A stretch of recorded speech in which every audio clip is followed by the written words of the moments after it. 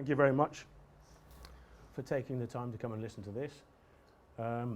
Future-proofing your property sounds pretty grandiose, but what I really want to talk about is two measures to help you do that, which are really two technologies in particular: solar PV, known by many people simply as solar panels, or air source heat pumps. And there are all sorts of technologies available. I've been involved with biomass systems, biomass CHP, ground source heat pumps, air source heat pumps, solar PV. So there's a whole range of renewable technologies out there. But I think a really good starting point for anybody with a home are solar panels. In my experience, and I think most people would agree with this if they've any experience of these technologies, is that solar panels are a relatively simple technology. They don't really go wrong. They sit on your roof or on a ground-mounted system in your garden, and they're almost something you can entirely ignore. And they will do, unless they've been badly installed, they'll do much of what the original installer told you they would do in terms of output per year. I need to start with a bit of information really about Caplor, otherwise my employer would not forgive me. But Caplor have been around for quite a while. The director was involved in actually establishing the MCS standard of installations. A chap called Gareth Williams, who founded the company. In many ways, he is a sort of evangelist for this type of thing. His family have been farmers, obviously, for many years in Herefordshire. He's experienced the vagaries of what farming offers in terms of climate problems, with increasingly wet winters and so on. And while some of us might contest whether some of this stuff is linked to climate change, simply going away from the route of fossil fuels is definitely a very good thing to do. As many of us know now, carbon dioxide emissions, our own carbon footprint, is having a massive influence upon the climate. And he went down the renewables route for his own farm, initially with a wind turbine actually, but he became quite disillusioned with the actual installers at that time, who'd got very little experience. And I think he ended up putting in his own wind turbine. And from that, he kind of grew his own expertise and started employing people to do this sort of work. So he's been really driven by circumstances and his own enthusiasm for it.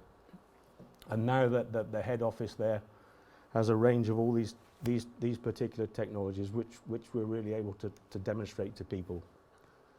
And there are various arms to the company. It does a lot with the farming community, puts a lot in on big farm roofs on places like cool stores for potatoes and fruit crop stores and so on.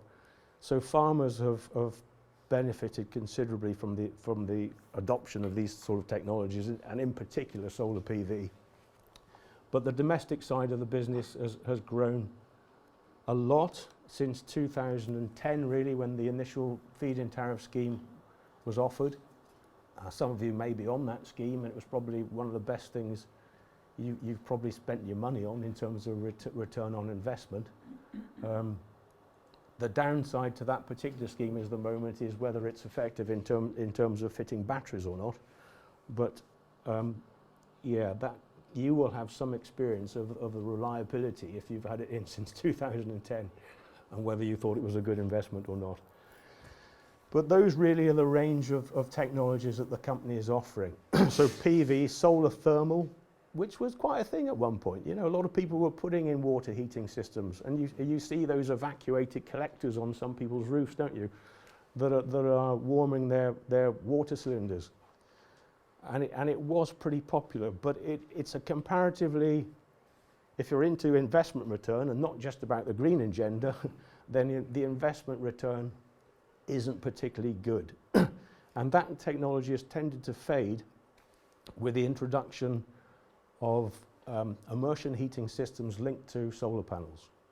So some of you may experience a product called iBoost or another one's called eddy. And basically those are ways of channeling your excess solar production into your hot water cylinder via the existing immersion heater. So that technology has tended to replace solar thermal, but there are still people going for solar thermal with big heating demands on things like swimming pools and so on. So if you've got a swimming pool, or you're ever considering a swimming pool, you might be looking at solar thermal. Renewable heating really is a catch-all for ground source heat pumps, air source heat pumps, biomass heating. But biomass in many ways has had its day, I think. I think there was a real drive towards use of wood chips, pellets, and logs, of course. And many of us have got, open fires and wood burning stoves and so on. But it was a more efficient way to use timber to generate kilowatt hours, and significantly more efficient than obviously an open fire, and more efficient even than a wood burning stove.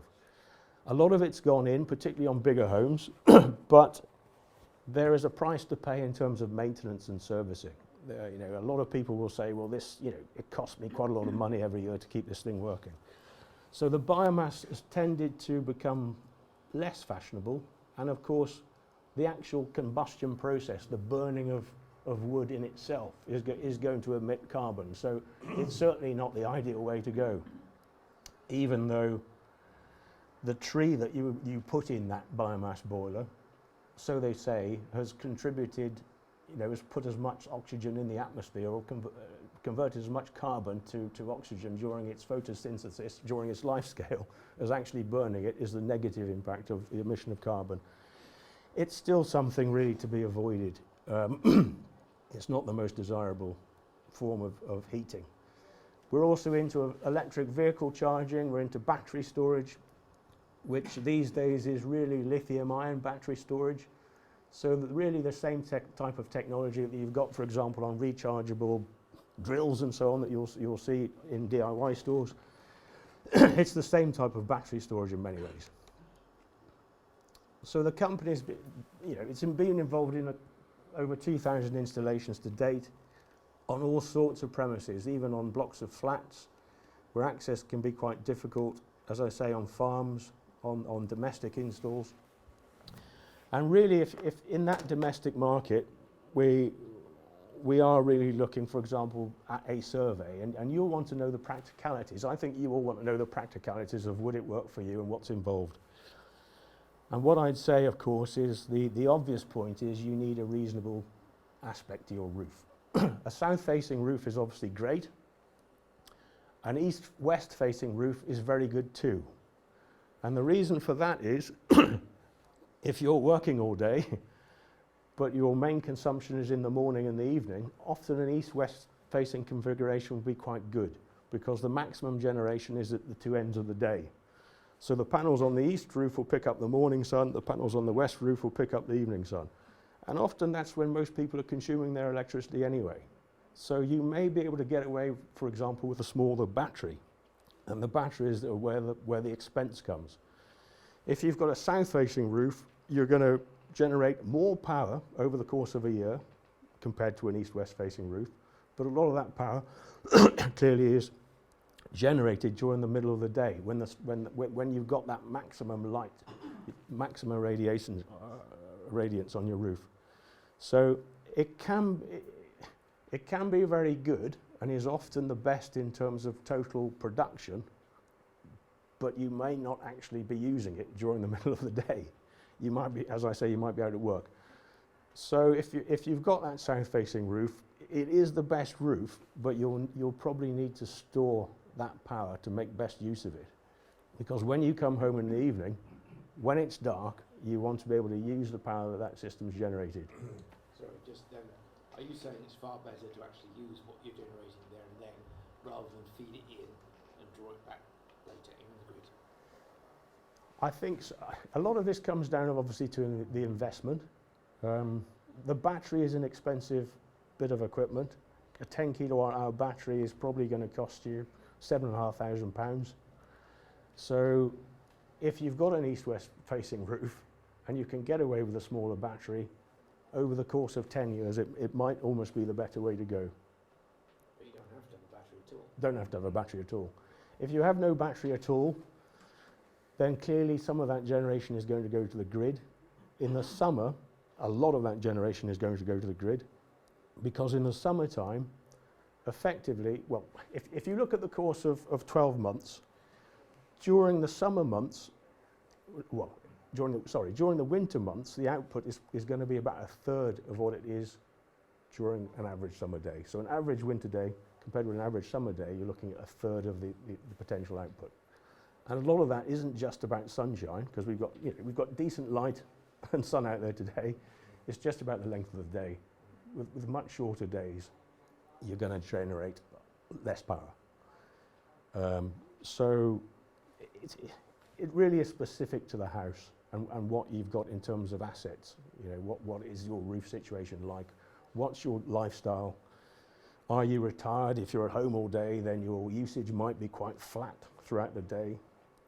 If you and your partner are at work all day, your consumption is probably going to be before 8 o'clock in the morning and after 6 o'clock at night. So it's a different lifestyle will have a big impact on what the best solution is. And if you have an electric car, is it now possible to use that as car's batteries as storage? Tesla do offer a solution for that. The other ones, it's more tricky, but they are going down that route. Yeah. Like the other thing I'd say is you've got to look at the practicalities of your home. You've got to look at the size of system you can put on your roof. The average solar system panel is about 1.1 meters by 1.75 meters. So how many of those are going to fit on your roof? Each one is about 400 watts. So if you want a 4 kilowatt system, you're going to need 10 panels. Is there room on your roof to get 10 panels? That system will generate about anything between 3,200 and 3,800 kilowatt hours per year. So what is your consumption? You've got to weigh your consumption against that production. That production, as I say, is a lot of that's on summer days. So in many ways, even if your consumption is only 3,000 kilowatt hours a year, you want to oversize the system to take account of what it'll actually do on a winter's day. And if it's only doing a third of what it's capable of doing on a summer's day, it'd be nice to seriously oversize that array, if you like. Now those prices up there, unfortunately, are somewhat outdated. And if you're looking at that thinking, oh, I've just had a system like that and I've just paid twice as much for it, you haven't been ripped off, basically, because this is, unfortunately, this presentation is aging a bit now. And effectively, you're probably looking at prices in excess of 50 to 70% above those price points. And that is driven by demand. And at the moment, the majority of this equipment is being imported from China. Some of our customers insist on having non-Chinese products. They insist on British, which is possible. Believe it or not, we do produce, a company called Give Energy do produce inverters and batteries. But the majority of it's coming from China. Some of it's coming from Germany, some from Singapore, Norway and the Scandinavian bloc. But yeah, 95% of this equipment is Chinese. Even if it's got a German label on it, they are manufacturing a lot of equipment in China. So if you're really rooted in non-Chinese equipment, and some of our customers do say, you know, we want this to come from a sustainable supplier. What's the point in having this if it's not from somebody who's powering their factory by wind and other sustainable sources of power? We're just adding to the problem. So we can source equipment from those type of manufacturers mostly in Germany and Switzerland, but it costs more money. But people are, you know, some people have the commitment to want to do that. The inverter sizing, basically the DC current, the direct current off those panels, is converted to alternating current to go into the national grid. And to do that, you need a thing called an inverter. The standard inverter size for a domestic system in this country, the maximum is 3.68 kilowatts. So it's not massive. So you can only put 4 kilowatts on that without things called optimizers. If you fit optimizers to each of the panels, on some inverters you can double the amount of panels. So you could go up to about 6.5 kilowatt of panels onto a 3.68 inverter. So there are various sizes and scenarios to make this best work for you. And if you've got multiple roof aspects, some shading, you're going to have optimizers, because it's the only way that one panel in shade will not bring down the performance of any other panel on that system. Otherwise, the panels can behave like a bunch of Christmas lights on a Christmas tree, and if one bulb goes off, the whole lot go off. But with optimizers, effectively that panel works largely independently of the other panels. So often that's quite a good investment if you've got shadow and you want to oversize the system on a 3.68 inverter. If you need to go above that size, you need the approval of the district network operator, which is Western Power in most of the area around here. So we would make an application on your behalf to go bigger than that. And on a standard single phase system, you can go to about 6 kilowatts maximum. And it's 9 times out of 10, it's approved. We've had no big issues with Western Power not approving that. So you could go much bigger if you wanted to. If you're using 10,000, 12,000 kilowatt hours per year, you've got an electric range cooker, you've got all this electrical stuff in your house, an EV charger, air source heat pump, you might want that capacity. So it is possible. The other thing to think about is planning. Do you need planning permission? You're in a conservation area here. You're in the Malvern Hills AONB, so the chances are if you're within a few miles of Colwall itself, then you're probably going to need planning permission, definitely for a ground mount, but you may need it for even the panels on the roof itself. I think a lot of people will have not done that. They'll have phoned the council up, and the council may have given you some permitted development on that and said, well, it's a conservation area, but there have been exceptions because it's an AONB as opposed to a conservation village. If you're not in a listed building, if you're not grade 1 or grade 2 listed as a house, you're not in a conservation village, the AONB issue might not be as strict. But I would say get some advice about it and look on the planning portal. If you've never been on the planning portal for the UK, it's quite a good guide as to what you can do in terms of permitted development. But often if you phone the councils, they'll sit on the fence, and the officer you call will say, we'll make an application and we'll think about it. So it's not an easy and finite process, put it that way. Just thinking of anything I've missed actually on that score. Heat pumps. Did anybody want to ask anything about PV before I go on to heat pumps? Or is it? Can you use lead acid batteries rather than lithium ion? You can do. The old technology was lead acid, and it's pretty cheap, obviously, but it's not a good route to take. Continued charging and discharging over time the actual storage capacity will lessen, and you simply will not be guaranteed. Well, for example, most lithium-ion batteries are warranted for 10 years. And about 9,000 cycles of charge and discharge. Lead acid, I doubt that they'd give you any decent warranty, to be honest. But they're certainly cheap. So if you cheaper, but so if you were thinking of doing something on a canal boat or house in the woods or whatever, and you were going completely off grid, it might be a less expensive way to go. But I wouldn't recommend it. I'd go as far as to say that I'm not really that familiar with it because times have moved on. So if anybody's got anything to add to that, please do so. But I think old forklift truck batteries can be used. The lead acid, the huge size. And, Yeah.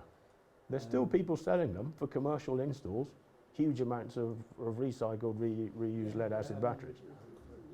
It's the same thing with lithium ion and using the batteries from the electric cars. So that there's this e-power station outside in Southern California which uses the batteries out of the Tesla Yeah. cars, because you want a battery that's got a defined range. So Yes. when you buy your electric car, the battery will give you far more range than you're going to use, but it's deliberately limited, so you get a flat range until the battery starts to drop. But there's still usable life in the battery, so they ram those into a huge battery storage arrangement which they can then pull on to do peak delivery onto the grid, stop you bringing up another power station. So you've got your sort of virtual power station Yeah. using old car batteries. Yeah. Okay, any more PV questions? Oh yeah. I was speaking to the Octopus guy before I came in here, and he said that they're now offering 15 pence on exports, Yes. and that's a game changer really, because until recently the SEG was 4 pence on exports or something like that. Yeah. And you could get 5 pence, but if it's 15p, that makes the whole economics Absolutely. much more effective, because Yeah. 4,000 kilowatt hours a year, you're talking 600 quid Yeah. a year in exports. And that might be the changer between having a battery and not having a battery, Yeah. according to your own circumstances. And Octopus offer this tariff called Agile, don't they? The night and daytime. Yeah.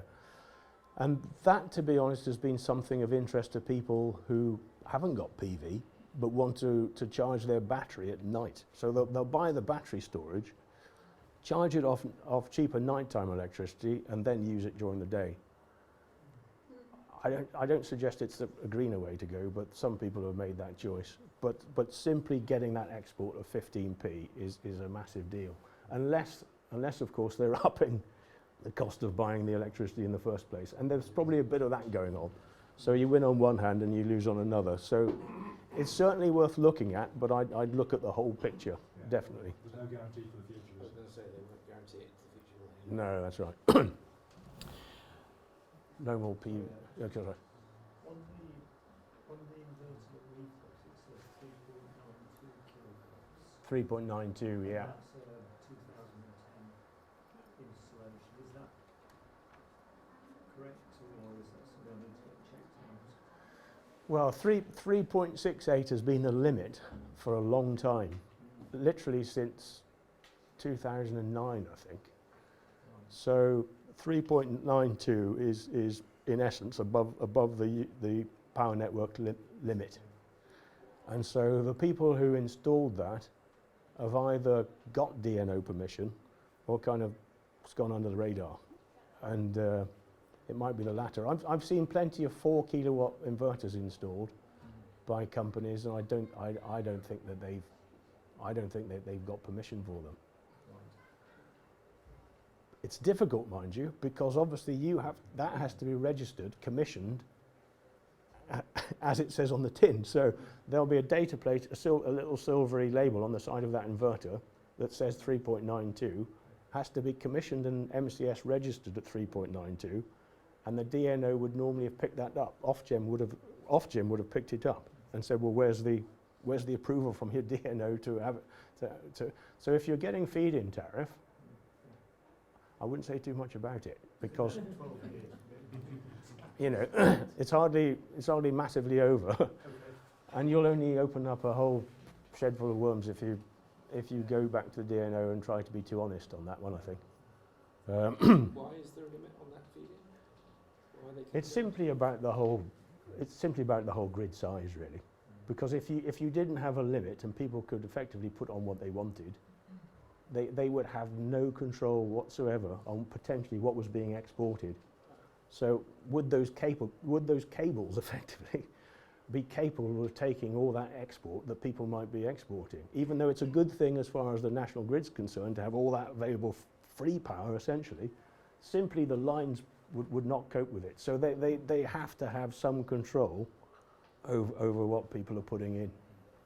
Otherwise, they've got no control. You can draw 4 kilowatts from your domestic supply, can't you? You can, About yeah, 15 yeah. kilowatts. So you think you could Yeah. push the same Like out? most people's single phase supply is sort of 100 amps maximum. Yeah, So 25 kilowatts. so you can't in a sense do what you like, but so there is a physical limit to it. But yeah, I think it's all about what they see Not as a creating chaos on the yeah. grid. Try not to create chaos on the whole thing. Well, you could imagine that people aren't going to have all their washing machines and heavy usage all of them at the same time, whereas if the sun's out Yeah. in one area, then everyone exporting is going to be exporting Yeah, at yeah. the same time.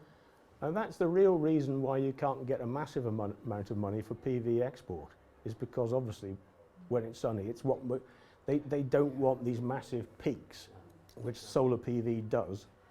If you were generating electricity, for example, off a wood gasifier, wood chip system, pyrolyzing wood chip through a generator and generating electricity, or an AD plant, for example, you're providing a base load because you're providing electricity 24 hours a day. They know that system can work 24 hours a day, so they will pay more money for it in terms of export. For the PV, they know they've already got a massive peak in the middle of the summer. All it does is allow them to switch off a lot of other stuff, which might be actually quite difficult because you can't just switch it off instantly.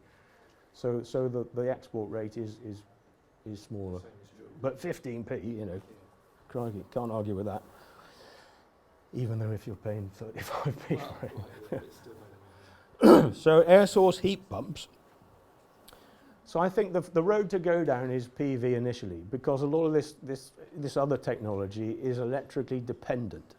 We're all going down this electrification route, aren't we? EV cars and air source heat pumps, ground source heat pumps, they're all electrically dependent. So you can imagine the investment that's going to have to go into the network in this country simply to upgrade it enough for us all to take this route, if we do. You know, they're talking about gas lines using more sustainable gases, but ultimately PV is the first technology. It's the first use that we're going to call upon. Air source heat pumps are a mixed bag. It's seen as a very bright future, but in essence they're very tricky and more tricky to actually specify. And you'll hear stories about people that love them. You'll hear stories about people who have effectively taken them out and sold them on eBay. So there's experiences either way. And the real lesson to learn from heat pumps is start slowly. Get someone to do a proper heat loss assessment in your house before you think about going down this route at all. You may have the most energy efficient house possible that's only been built in the last couple of years.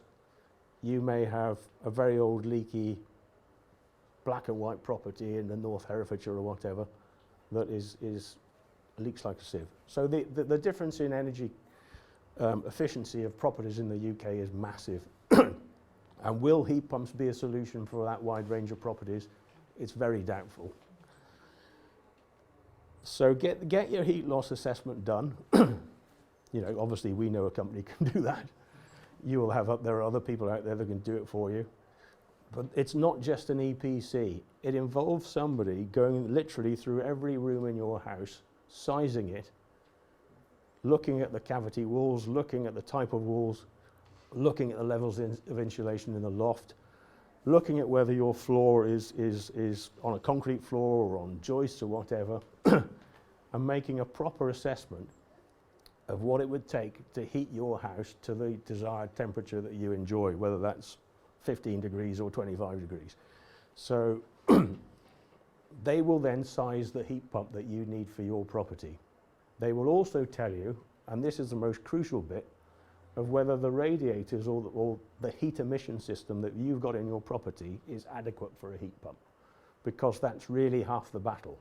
You can put in a heat pump capable of delivering 8 kilowatt, but if you've only got radiators that are operating at ATC off an oil or gas system, they could well be useless for an air source heat pump, because an air source heat pump maximum really will only deliver 55 degrees C water. So effectively those radiators might be 2/3 the size that they need to be in order for you to have a comfortable home. So that survey will tell you all this information.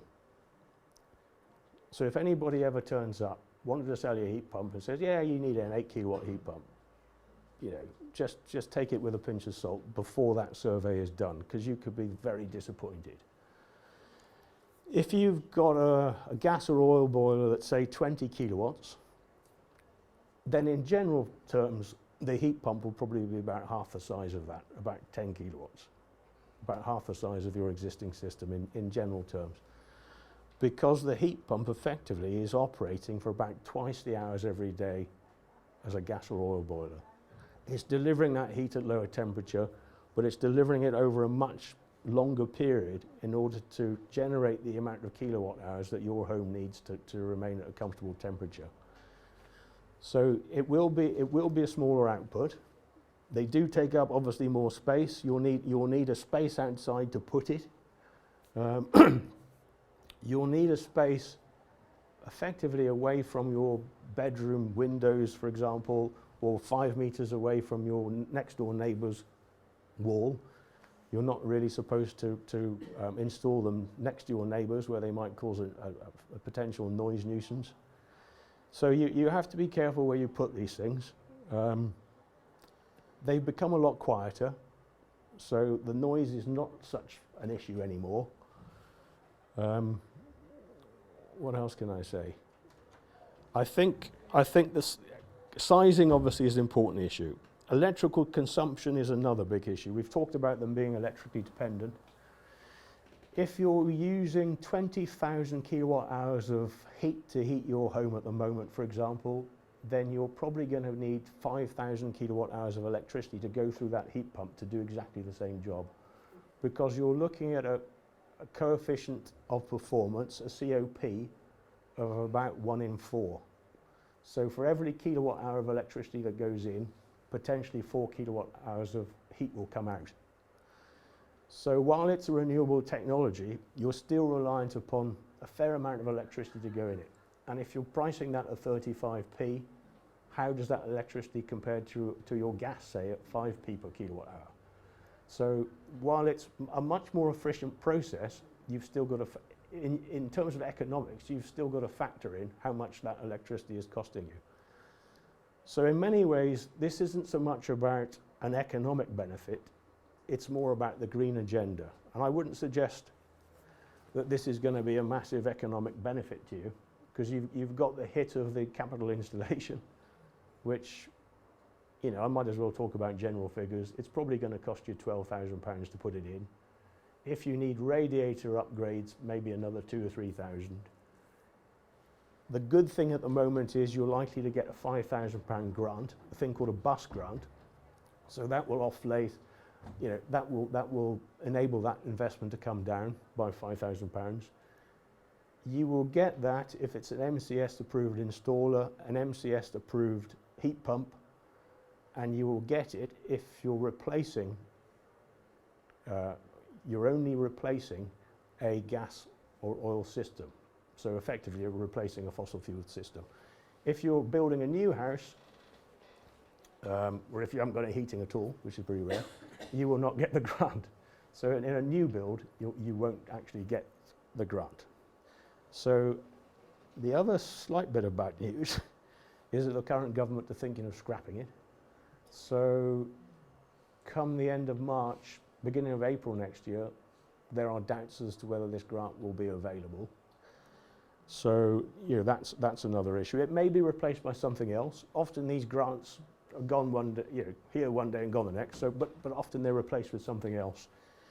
Who would believe that solar panels would be popular now without the feed-in tariff? You know, if 5 years ago, solar panel sales were very small because the feed-in tariff had gone. Electricity was still 15 pence per kilowatt hour. Panels were difficult to sell. Now Mr. Putin has encouraged sales quite considerably, but you know, things change rapidly, don't they? And while we might say the grant's gone, next year there might be something else. In essence, I'd say a survey is absolutely essential. Otherwise, you could end up very disappointed. But I've seen some very good systems that people are very, very pleased about. So it's all about the heat loss assessment. Thank you.